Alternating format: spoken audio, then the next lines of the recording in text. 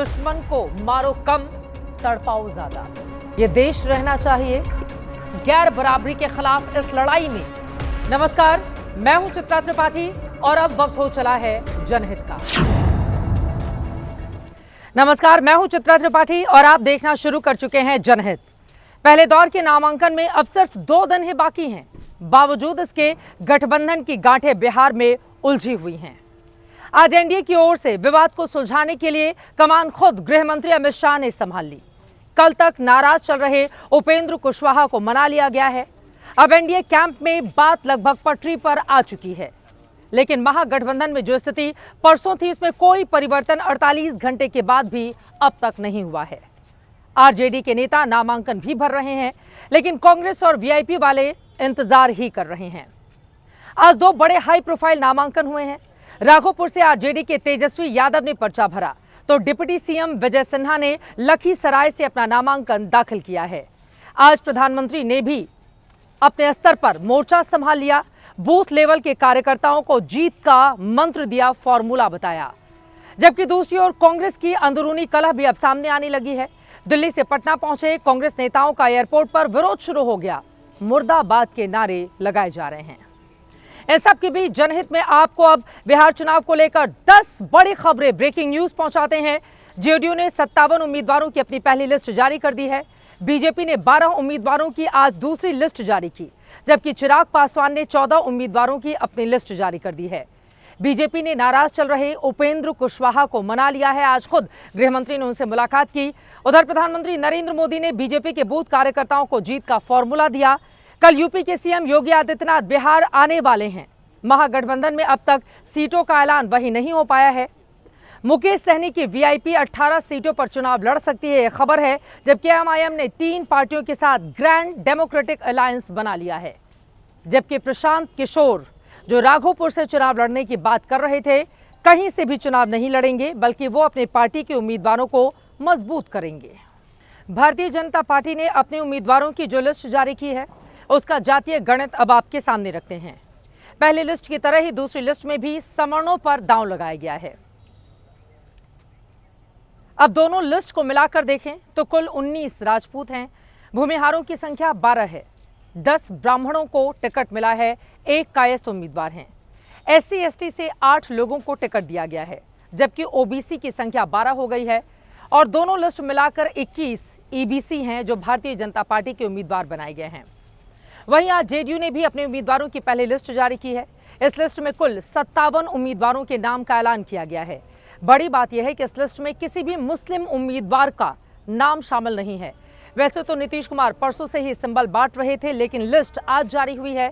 इस पहली लिस्ट में 3 बाहुबलियों के नाम भी शामिल हैं और ये तीनों नाम लिस्ट के बाहर आने के बाद अब ट्रेंड में हैं।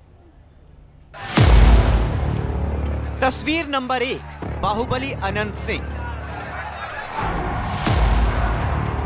तस्वीर नंबर 2, बाहुबली धूमल सिंह।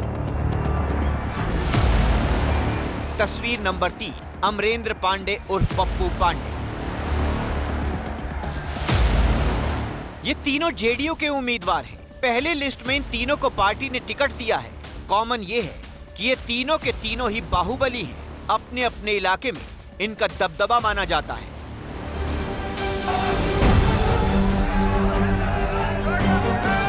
अनंत सिंह ने टिकट के ऐलान से पहले ही कल अपना नामांकन मोकामा में दाखिल कर दिया। बकायदा ताम झाम के साथ जुलूस निकाल कर पहुंचे थे।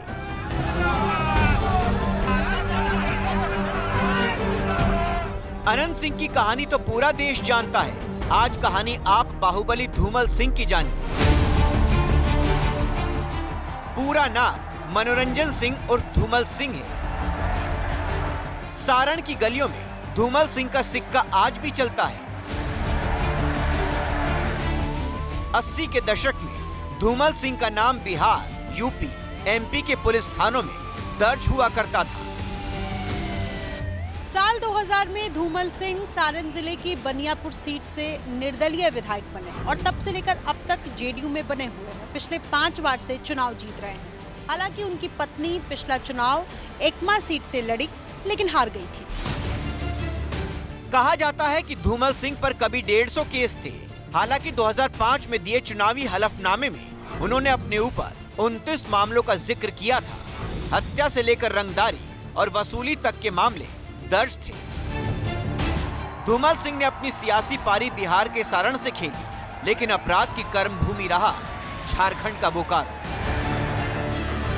धूमल सिंह की ये सीट पहले चिराग के खाते में जाने की बात हुई, जिसके बाद उनके समर्थक आक्रोशित हो गए थे, लेकिन सोमवार की रात नीतीश कुमार ने उन्हें सिंबल दिया।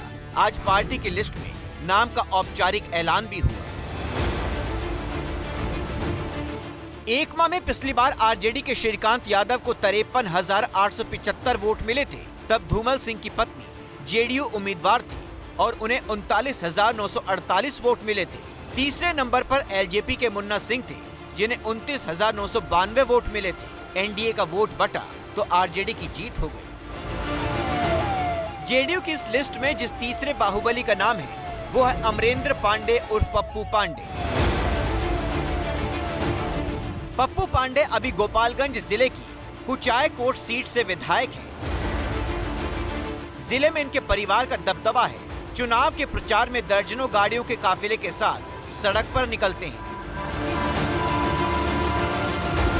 पप्पू पांडे उस सतीश पांडे के भाई हैं, जिनका कभी यूपी और बिहार के सीमावर्ती इलाकों में सिक्का चलता था। तूती बोला करती थी। ठेके पट्टों पर इन्हीं पांडे ब्रदर्स का कब्जा रहता था। साल 2000 में सतीश पांडे ने विधानसभा का चुनाव लड़ा था, लेकिन हार गए थे। इसके बाद 2005 में उन्होंने अपने भाई को राजनीति में उतारा और बीएसपी से विधायक बनवा दिया। इसके बाद तो पांडे ब्रदर्स का गोपालगंज की सियासत में सिक्का ही जम गया और तब से वही जीत रहे हैं। 2020 में पप्पू पांडे को 74,359 वोट मिले थे, जबकि कांग्रेस के काली पांडे को 53,729, 20,630 वोटों से पप्पू पांडे चुनाव जीत गए थे। गोपालगंज से लेकर पटना तक संगीनों के साए में पांडे ब्रदर्स की सत्ता का सिक्का चलता है। राजनीति का रुतबा ऐसा कि हत्या, रंगदारी के दर्जनों मामलों के बावजूद अमरेंद्र पांडे समर्थकों के बीच मसीहा बने हुए हैं। इलाके में दरबार लगाकर लोगों की दिक्कतें सुनते रहते हैं। बिहार में एक दौर था जब बाहुबलियों पर नकेल कसकर नीतीश कुमार ने बिहार में सुशासन बाबू की छवि बनाई थी और इसमें बहुत बड़ी भूमिका थी सीवान के सांसद रहे बाहुबली शहाबुद्दीन की। शहाबुद्दीन की मौत हो चुकी है, लेकिन अब बाहुबली की सियासी विरासत को संभालने के लिए लालू और तेजस्वी यादव ने शहाबुद्दीन के बेटे ओसामा पर दांव लगाया है। पहली बार शहाबुद्दीन के बेटे ओसामा को आरजेडी ने चुनावी अखाड़े में उतारने का ऐलान किया। नाम ओसामा, पहचान बाहुबली शहाबुद्दीन के बेटे, सीट रघुनाथपुर। लालू यादव ने मंगलवार की रात ओसामा को सिंबल दिया। पहली बार बाहुबली शहाबुद्दीन की सियासी विरासत को संभालने के लिए बेटा मैदान में उतरा है। सिंबल लेने के बाद ओसामा की गाड़ी में बैठकर तेजस्वी यादव घर से बाहर निकले। रात के अंधेरे में दर्जनों कैमरों के बीच दोनों मानो कोई सियासी संदेश देना चाहते थे। आरजेडी में इस बार नई पीढ़ी के हाथ में पूरी कमान है और उसी नई पीढ़ी के नए किरदार के तौर पर ओसामा उभर कर सामने आए हैं। ओसामा उस शहाबुद्दीन के बेटे हैं जिनके नाम से कभी बिहार का सीवान थर्राया करता था। शहाबुद्दीन के जीते जी उनकी सियासी विरासत को पत्नी हिना शहाब ने संभालने की कोशिश की, लेकिन कामयाब नहीं हो पाई। सालों तक लालू परिवार से दूर रहने के बाद पिछले साल ही हिना और ओसामा लालू की पार्टी आरजेडी में शामिल हुए। ये तस्वीर उसी वक्त की है। असल में पिछले साल लोकसभा चुनाव में आरजेडी ने शहाबुद्दीन के परिवार से दूरी बना ली थी। टिकट नहीं दिया तो हिना शहाब निर्दलीय ही मैदान में उतर गई। खुद तो चुनाव नहीं जीती, लेकिन आरजेडी को भी चुनाव नहीं जीतने दिया।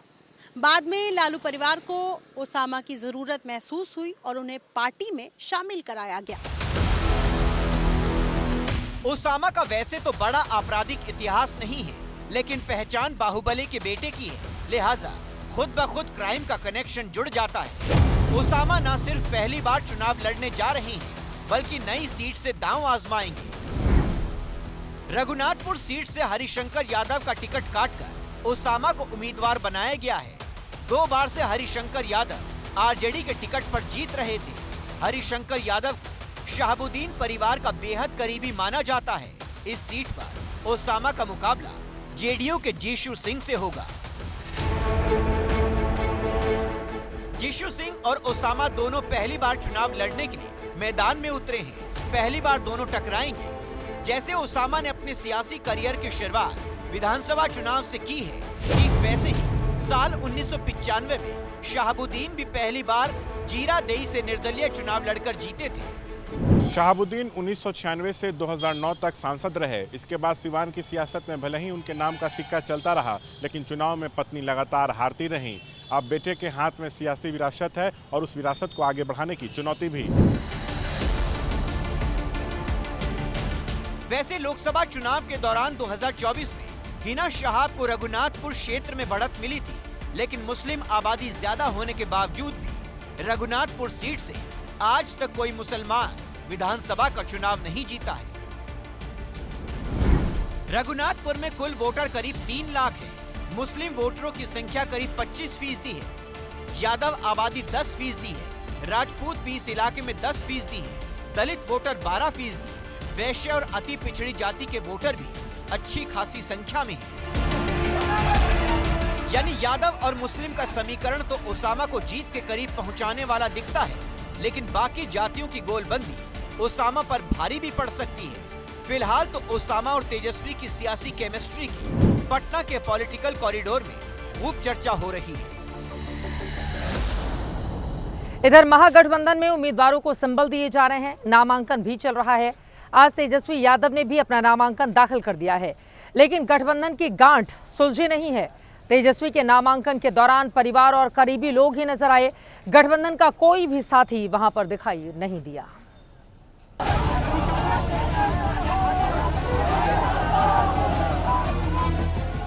राघोपुर के रण में तेजस्वी तीसरी बार उतर चुके हैं। तेजस्वी भवा के नारे को साकार करने समर्थकों का सैलाब हाजीपुर में उमड़ पड़ा। समर्थकों की इसी भीड़ को चीरते हुए तेजस्वी का काफिला निर्वाचन अधिकारी के दफ्तर पहुंचा। व्हील चेयर पर पिता लालू यादव और बगल में मां राबड़ी देवी और रणनीतिकार संजय यादव साथ साथ चल रहे थे। तेजस्वी यादव यहां से आज तीसरी बार नामांकन दाखिल करने के लिए पहुंचे हैं राघोपुर। उनकी मां राबड़ी देवी और पिता लालू प्रसाद यादव, जिनकी परंपरागत तरीके से कहा जाए 1995 से तो सीट मानी जाती रही है, तीसरी बार यहां पहुंचे हैं नामांकन करने के लिए। तेजस्वी यादव यहां कार्यकर्ता अंदर जाने की कोशिश कर रहे हैं, लेकिन फिलहाल उन्हें बाहर रहने को कहा जा रहा है। भारी भीड़ मैं कहूंगी समर्थकों की इस वक्त आपको नजर आएगी। इसके बाद तेजस्वी ने लालू राबड़ी की उपस्थिति में राघोपुर से तीसरी बार नामांकन किया। माता पिता का आशीर्वाद तो मिला, लेकिन इस दौरान महागठबंधन का एक सहयोगी भी नजर नहीं आया। वो भी तब जब आरजेडी और तेजस्वी खुद को सीएम उम्मीदवार मानकर चल रहे हैं। तेजस्वी तो 243 सीट पर चुनाव लड़ रहा है, लेकिन अगर एक सीट की बात आती है तो हम पहले से ही राघोपुर लड़ते आए हैं और केवल राघोपुर ही से हम चुनाव लड़ेंगे। तेजस्वी ने दूसरी विधानसभा सीट से भी चुनाव लड़ने की अटकलों को खारिज कर दिया है।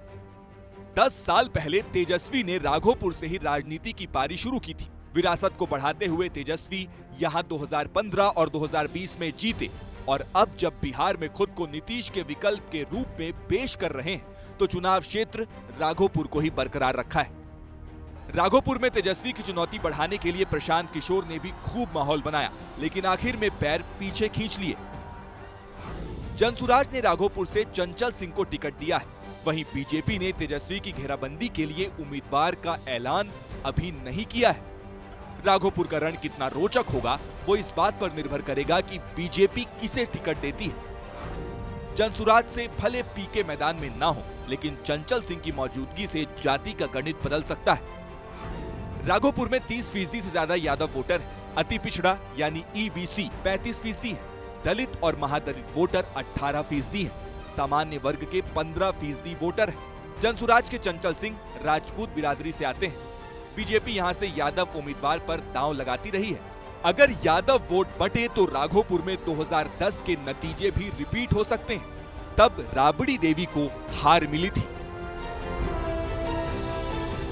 पहले चरण के नामांकन का चुनावी मुहूर्त खत्म होने में 48 घंटे से भी कम का वक्त रह गया है, लेकिन महागठबंधन में सीट बंटवारे की उलझन सुलझी ही नहीं। विपक्षी गठबंधन के नेता हर रोज सामने आकर ये बोलते हैं कि आज नहीं तो कल गुत्थी सुलझ जाएगी। वो बड़े बड़े दावे करते हैं, लेकिन अब तक वो पल उनके नेताओं और कार्यकर्ताओं के लिए भी सामने नहीं आए हैं। ऐसे में सवाल यह है कि क्या महागठबंधन की गाड़ी ठीक चुनाव के समय डिरेल हो जाएगी? क्या इस तरह के संकेत मिल रहे हैं? आखिर कांग्रेस पार्टी के साथ आरजेडी के गठबंधन की गांठ कहां पर उलझ गई है?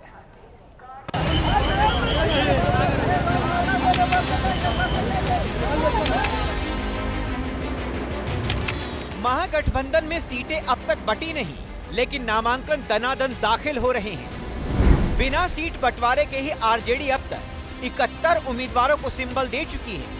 सीपीआई-एमएल ने भी अपने 18 उम्मीदवारों को पार्टी का सिंबल थमा दिया है। सीपीआई 6 उम्मीदवारों की लिस्ट जारी कर चुकी है। 4 अन्य सीटों पर सहमति के बाद उम्मीदवार उतारने का दावा है। सीपीआई-एम के एक उम्मीदवार ने नामांकन दाखिल कर दिया है। 16 अक्टूबर को दूसरे कैंडिडेट भी नॉमिनेशन फाइल करने वाले हैं। मुकेश सहनी ने जिन 8 उम्मीदवारों को वीआईपी का सिंबल दिया था, फिलहाल उन्हें होल्ड कर दिया है। तेजस्वी यादव समेत आरजेडी के उम्मीदवारों की ओर से नामांकन दाखिल करने का सिलसिला जारी है, लेकिन महागठबंधन में लालटेन छाप पर कितने उम्मीदवार चुनाव लड़ेंगे, कांग्रेस के कितने उम्मीदवारों को गठबंधन की छतरी के नीचे हाथ का पंजा नसीब होगा, इस पर अब भी आज और कल ही हो रहा है। आज कल में तो सब खो ही जाना है ना, इसलिए कि आज कल में इसलिए हो जाना है कि वो जो लास्ट डेट है 17 तारीख है ना, लास्ट डेट जो पहले फेज की है, तो इसलिए आज कल में सब खो जाना है। आज रात को ये लोग रात भर काम करेंगे। आजकल करते करते कहीं गठबंधन की चुनावी ट्रेन बेपटरी न हो जाए, क्योंकि सूत्रों के मुताबिक कांग्रेस 65 सीटों पर उम्मीदवार उतारने की तैयारी में है। आरजेडी ने उसके लिए 58 सीटों की सीमा तय कर दी है। ऐसा पहली बार हो रहा है कि गठबंधन की छोटी पार्टी सबसे बड़ी पार्टी का कोटा तय कर रही है, क्योंकि सूत्रों की माने तो कांग्रेस ने आरजेडी के लिए 138 सीटों का फॉर्मूला पेश किया है। इसमें कांग्रेस की 65 सीटें जोड़ दें तो बाकी बची 40 सीटें जो वीआईपी समेत दूसरे सहयोगियों के लिए छोड़ने का प्रस्ताव है। खबर तो ये भी है कि कभी 60 सीटों की मांग करने वाले मुकेश सहनी को 18 सीटें मिल सकती हैं। महागठबंधन में सन ऑफ मल्लाह का कोटा लगातार घटता जा रहा है। ऐसे में उनकी बेचैनी बढ़ती जा रही है। कुल मिलाकर गठबंधन की गांठ सुलझने के बजाय और उलझती जा रही है, जिस पर सत्ताधारी खेमा चुटकी ले रहा है तो आरजेडी ऑल इज वेल का राग अलाप रही है। उनके यहाँ मारा मारी, आपा धापी, लत्तम जुत्ती, लाठा लाठी ये चल रहा है। आरजेडी कुछ कह रही है, मुकेश सहनी जी कुछ कह रहे हैं, कांग्रेस अलग राग अलाप रही है। तो अपनी डफली अपना राग तो उस गठबंधन में चल रहा है। महागठबंधन में ऑल इज वेल है, यहाँ कहीं कोई किंतु परंतु सिर फुटअव्वल नहीं है। महागठबंधन इंटैक्ट है और मजबूती से चुनाव लड़ रहा है। अगर वाकई महागठबंधन एकजुट है तो फिर सीट बंटवारे में इतनी देरी क्यों? बिहार में सहरसा रेलवे स्टेशन के ठीक बाहर मेरी मौजूदगी है। इसका उद्घाटन होना अभी बाकी है। नया रेलवे स्टेशन खुला है, लेकिन आपको बताते चले बिहार के लोगों को लुभाने के लिए बिहार से लेकर दिल्ली तक कवायद जारी है। इन सब के बीच आपको बताते चले आज इसकी गूंज दिल्ली में भी सुनाई दी है, क्योंकि बहुत बड़ी तादाद में राजधानी दिल्ली में प्रवासी बिहारी रहते हैं। इन प्रवासियों में जो काम तो दिल्ली में करते हैं, लेकिन वोटर वो आज भी बिहार के हैं। इन्हीं प्रवासी वोटरों को साध कर बीजेपी मिशन बिहार के प्लान में जुटी हुई है। इसको अंजाम कैसे दिया जा रहा है, जनहित की हमारी अगली एक्सक्लूसिव स्टोरी देखिए।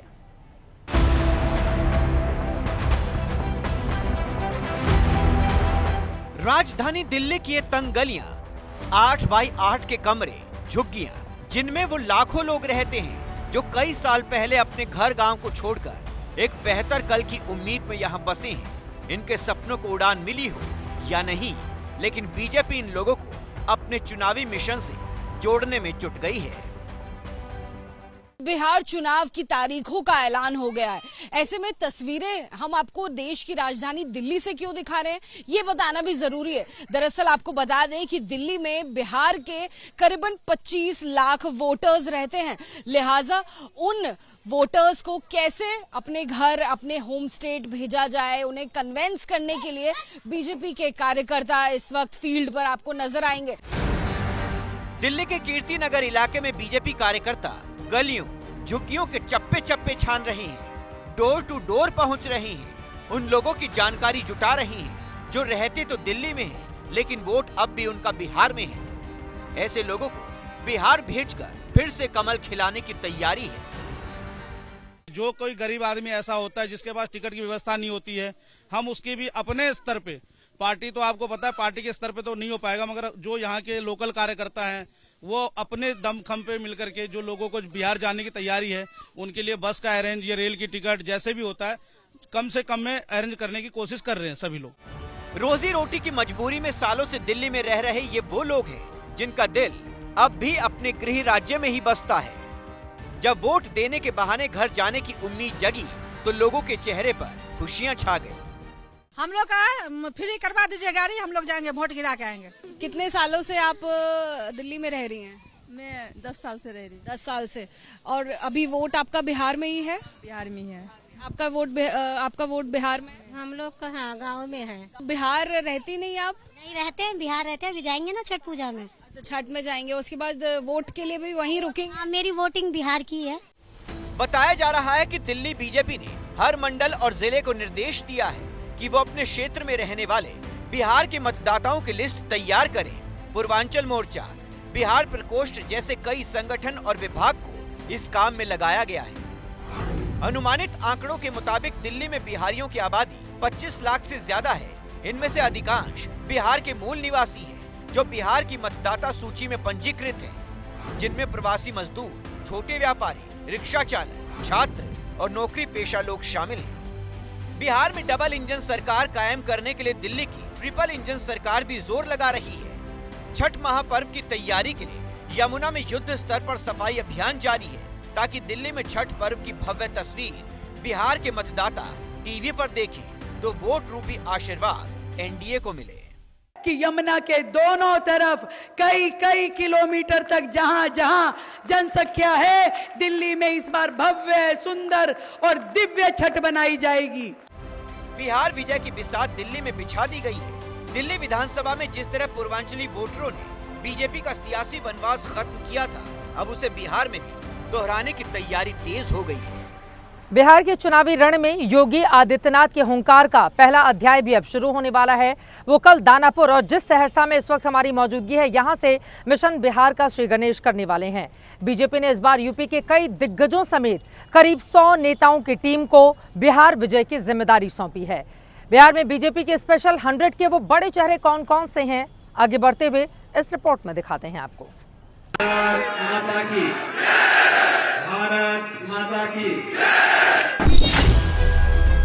बिहार के चुनावी रण में बीजेपी के भगवाधारी मुख्यमंत्री योगी आदित्यनाथ के उतरने का मुहूर्त तय हो चुका है। गुरुवार की सुबह 11:45 पर वो दानापुर में बीजेपी उम्मीदवार राम कृपाल यादव के समर्थन में जनसभा करेंगे, तो दोपहर 1:50 पर सहरसा में बीजेपी प्रत्याशी आलोक रंजन झा के पक्ष में माहौल बनाएंगे। बिहार में सत्ता के सूर्य को उदयमान रखने के लिए बीजेपी ने इस बार विशेष व्यूह रचना की है, जिसका एक सिरा इस सूबे के पश्चिमी राज्य उत्तर प्रदेश से भी जुड़ता है। बीजेपी बिहार की चुनावी रणभूमि में उत्तर प्रदेश के किन किन सूरमाओं को उतारने वाली है, उनके बारे में आपको बताएंगे। उससे पहले बात यूपी में बीजेपी के राजनीतिक सेनापति योगी आदित्यनाथ की, जिनकी बिहार के प्रचार में जबरदस्त मांग है। बीजेपी ने अपने 12 मुख्यमंत्रियों को बिहार की नामांकन सभाओं की जिम्मेदारी सौंपी है। इनमें सबसे बड़ा नाम सीएम योगी का ही है। खबर है कि बिहार में योगी आदित्यनाथ की करीब 25 चुनावी सभाओं की तैयारी है। इन रैलियों के जरिए पार्टी का लक्ष्य 100 से 150 विधानसभा सीटों तक पहुंचने का है। बीजेपी के सबसे बड़े चुनाव प्रचारकों में प्रधानमंत्री नरेंद्र मोदी और गृह मंत्री अमित शाह के बाद सीएम योगी आदित्यनाथ का नाम भी आता है। बड़ी बात यह है कि उनकी चुनावी रैलियों की सफलता दर भी पिछले कुछ चुनाव में बहुत अच्छी रही है। महाराष्ट्र में सीएम योगी की चुनावी रैलियों का स्ट्राइक रेट 87% रहा था, तो हरियाणा में 64% और दिल्ली में 67%। सीएम योगी एक तो सन्यासी हैं, ऐसे में पूरे हिंदू समुदाय में उनकी अपील है, और दूसरी उनकी राजपूत पहचान भी बिहार में इस जाति के 3.5% मतदाताओं को गोलबंद करने में अहम भूमिका निभा सकती है। एक तरफ बीजेपी कैडर में सीएम योगी को लेकर जबरदस्त क्रेज है, तो दूसरी तरफ विपक्ष अभी से बिहार में ब्रांड योगी को बेअसर बताने में जुटा है। बिहार में जोगी भोगी बाबा सब, बिहार में कर्पूरी ठाकुर, बिहार जेपी लोहिया गांधी की भूमि है।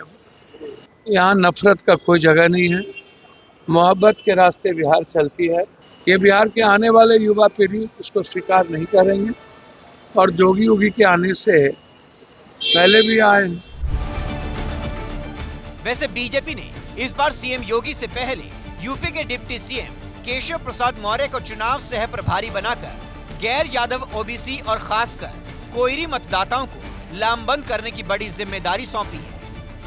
उप मुख्यमंत्री मौर्य के अलावा भी यूपी के 100 नेताओं को बिहार के चुनावी समर में उतारा गया है।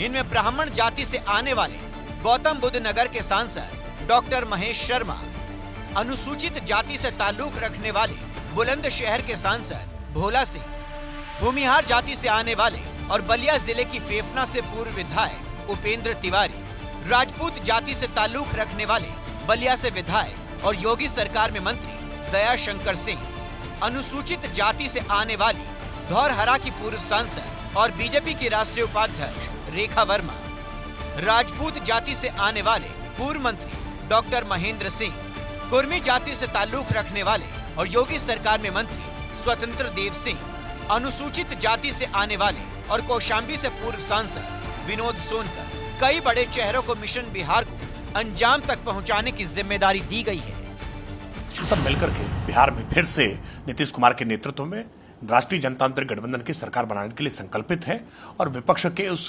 कुशासन की याद सब लोग एक बार दिला रहे हैं कि कैसे लालू प्रसाद यादव के समय में बिहार में जंगल राज था और कैसे नीतीश कुमार के राज में आज बिहार में सुशासन स्थापित हुआ है। 2022 में बीजेपी ने लगातार दूसरी बार यूपी में बहुमत की सरकार बनाकर नया इतिहास रचा था। ऐसे में अब सवाल ये है कि क्या 2025 में जेडीयू के साथ मिलकर भगवा ब्रिगेड बिहार में विधानसभा चुनाव जीतने का चौका मार पाएगी? अब बिहार में भारतीय जनता पार्टी किस तरह की परफॉर्मेंस करती है, जुड़वा भाई बनकर जेडीयू के मुकाबले कितनी ज्यादा सीटें हासिल करती है, योगी आदित्यनाथ समेत दिग्गजों का कितना जलवा यहां देखने को मिलेगा, इस खबर पर रहेगी हमारी नजर। बिहार से निकलते हुए आपको लेकर चलते हैं राजधानी दिल्ली, जहां दिवाली के मौके पर आतिशबाजी बैन के बादल आज छंट गए। सुप्रीम कोर्ट ने दिल्ली वालों को खुशखबरी देते हुए एनसीआर में ग्रीन पटाखे बेचने और जलाने को मंजूरी दे दी है, लेकिन इसके साथ ही कई शर्तें भी लागू की हैं।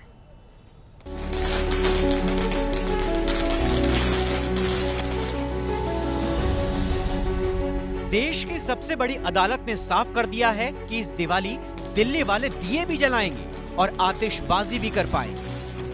आज सुप्रीम कोर्ट में हुई सुनवाई के बाद अदालत ने दिल्ली एनसीआर के लोगों को बड़ी राहत देते हुए ग्रीन पटाखे बेचने और फोड़ने दोनों की इजाजत दे दी। दिल्ली की मुख्यमंत्री रेखा गुप्ता ने कोर्ट के फैसले का स्वागत करते हुए कहा कि दिल्ली वाले पर्यावरण को ध्यान में रखते हुए दिवाली का आनंद लेंगे। माननीय सुप्रीम कोर्ट का दिल्ली सरकार की ओर से बहुत धन्यवाद करती हूँ। पर्यावरण और परंपरा को एक साथ चलाते हुए पूरी तरीके से सजग रहेंगे और पर्यावरण का ध्यान भी रखेंगे। लेकिन ग्रीन पटाखों की मंजूरी देते वक्त सुप्रीम कोर्ट ने आतिशबाजी की मियाद भी तय कर दी, जिसके मुताबिक दिल्ली एनसीआर में सिर्फ 18 से 21 अक्टूबर तक पटाखे फोड़े जाएंगे, वो भी सिर्फ सुबह 6 से 7 बजे और रात में 8 से 10 बजे तक। बहुत खुशी की बात है जी, बहुत खुशी की बात है। बच्चे बहुत खुश होते हैं और खुशियां मनाने के लिए इससे बढ़िया कोई साधन नहीं है। बहुत खुशी होगी, बच्चे खुश होंगे, हमारे बच्चे उदास थे अब खुश हो जाएंगे और बहुत बहुत सरकार को धन्यवाद देती हूँ, बच्चे को खुश कर दिया उन्होंने। पटाखों पर सुनवाई के दौरान चीफ जस्टिस ने कहा कि इस मुद्दे पर संतुलित रुख जरूरी है, लेकिन पर्यावरण के साथ समझौता नहीं करेंगे। ग्रीन पटाखों की बिक्री के लिए भी अदालत ने 5 शर्तें रखी हैं। पहली शर्त, निगरानी टीमें ग्रीन पटाखे बनाने वालों की नियमित जांच करेगी। दूसरी शर्त, ग्रीन पटाखों के डिब्बों के QR कोड वेबसाइट पर अपलोड होंगे। तीसरी शर्त, दिल्ली NCR में बाहर से पटाखे लाने पर सख्त पाबंदी होगी। चौथी शर्त, नकली पटाखे मिलने पर विक्रेता का लाइसेंस कैंसिल हो जाएगा। और पांचवी शर्त, 18 अक्टूबर से दिल्ली NCR में AQI की निगरानी होगी। इसके कारण अब जो वो चोर बाजारी होती थी, बम पटाखे लोग छोड़ते थे, मानते नहीं थे, लेकिन वो चोर बाजारी से लिए जाते और पोल्यूशन फैलता था। ग्रीन पटाखे की जो परमिशन दी है सुप्रीम कोर्ट ने और श्रीमती रेखा गुप्ता जी ने जो ये काम करवाया है, उसके लिए हम उनका धन्यवाद करते हैं। हालांकि अदालत से मिली इस राहत के बीच दिवाली से पहले ही दिल्ली NCR में प्रदूषण का स्तर फिर से बढ़ने लगा है, जिसे देखते हुए राजधानी में ग्रैब 1 लागू कर दिया गया है। जनहित में आगे बढ़ते हुए आज की एक और बड़ी खबर पहुंचाते हैं। नक्सल के प्रभाव से देश पूरी तरह मुक्त होने की दिशा में तेजी से आगे बढ़ रहा है। छत्तीसगढ़ से लेकर महाराष्ट्र के गढ़चिरौली तक 87 नक्सलियों ने सरेंडर कर दिया है। गढ़चिरौली में महाराष्ट्र के सीएम देवेंद्र फडणवीस के सामने नक्सली लीडर वेणुगोपाल राव और सोनू दादा ने अपने साथियों के साथ सरेंडर किया।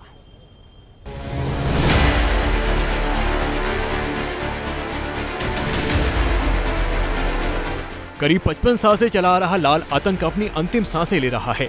उसका सबसे ताजा सबूत ये तस्वीरें हैं, जहां देवा भाऊ के सामने 1 करोड़ की इनामी सोनू दादा अपने 60 साथियों के साथ सरेंडर कर रहा है। माओवादी संगठन के सबसे कद्दावर रणनीतिकारों में से एक नक्सली नेता मल्लूजुला वेणुगोपाल राव उर्फ भूपति उर्फ सोनू दादा ने महाराष्ट्र के मुख्यमंत्री देवेंद्र फडणवीस को अपना हथियार सौंप दिया और भारत के संविधान को ससम्मान अपना लिया।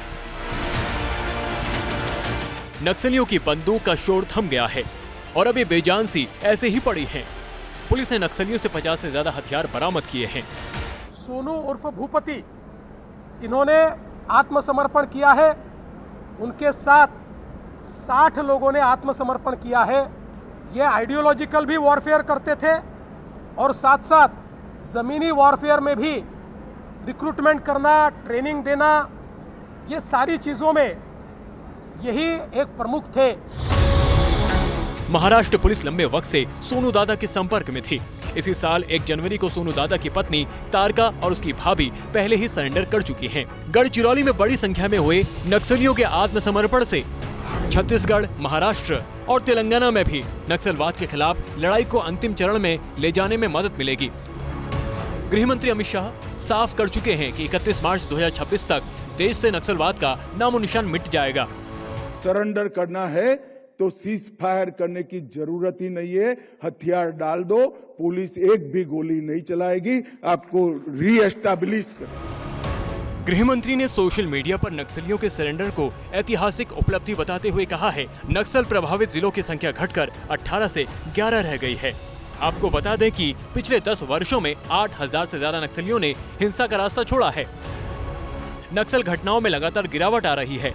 भूपति जैसे प्रभावी नक्सलवादी नेता के आत्मसमर्पण से नक्सली संगठन की रणनीति और मनोबल पर गहरा असर पड़ा है। पुलिस सूत्रों के मुताबिक आने वाले समय में और भी नक्सल नेता आत्मसमर्पण कर सकते हैं। इन सभी को मुख्य धारा से जोड़ने में हर तरह का सहयोग भी मिलेगा। बढ़ते हैं आगे और अब अगली खबर असम से है, जहां पर मशहूर गायक जुबिन गर्ग की मौत के मुद्दे ने एक बार फिर से तूल पकड़ लिया है। आज असम के बक्सा जिले में जुबिन गर्ग के प्रशंसकों ने उस वक्त बवाल मचा दिया जब जुबिन की मौत मामले में 5 आरोपियों को जेल में शिफ्ट किया जाना था। ये खबर मिलते ही जुबिन के फैंस बड़ी संख्या में जेल के बाहर पहुंचकर हंगामा करने लगे। भीड़ में शामिल लोगों ने प्रशासन और पुलिस की गाड़ियों को आग के हवाले कर दिया, जिसके बाद तनावपूर्ण हालात को देखते हुए इलाके में भारी पुलिस फोर्स की तैनाती की गई है। 19 सितंबर को सिंगापुर में असम के लोकप्रिय गायक जुबिन गर्ग की मौत हो गई थी।